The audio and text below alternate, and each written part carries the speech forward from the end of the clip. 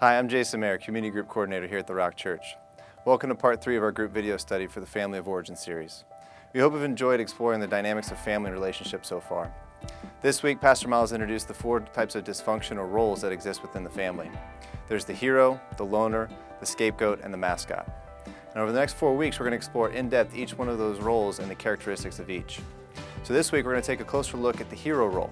This is typically the overachiever, the one always trying to prove themselves, or the one that has a really hard time admitting when they're wrong.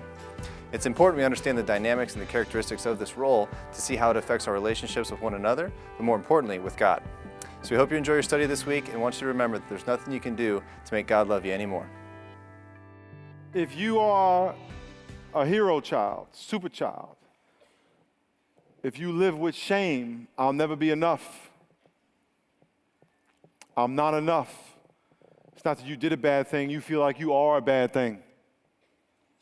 If you wake up every day feeling like I have to prove myself today, I have to earn acceptance with people today, you have this belief in you that man's acceptance and love is in jeopardy every day, and if that drives you every day, your belief is that I'm not good enough, I have to prove it day in and day out. I have to be what people think or people want for me to get love. If that's how you feel about people, and by the way, you may just now be realizing that. In other words, it's been how you've been all your life, and you never knew it. In other words, think back. If I didn't do anything this year incredible, would I be okay with that? Will my friends accept me? Will my family accept me? Do I always have to be first? Because if you live with this belief that man's acceptance is in jeopardy, you will live with the belief that God's acceptance is in jeopardy. You may not say that, but you may believe it here, because how you develop relationships with people is how you develop relationship with God.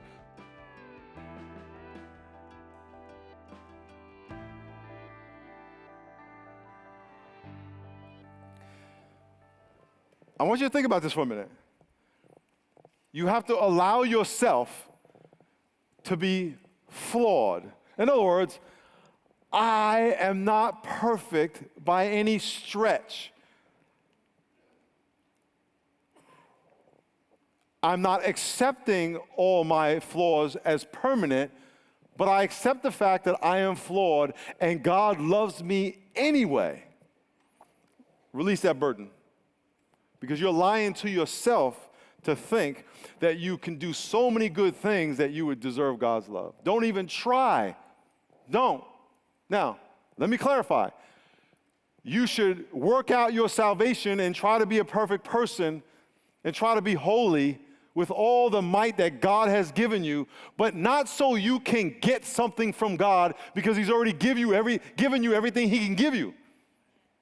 You do it because you love God. And when you go to bed at night, you can go to bed at peace saying, you know, God, I messed this up. I think I did this good. How did I do over here? And, I blew this one, and it's okay. God says, okay, we're going to work that out tomorrow.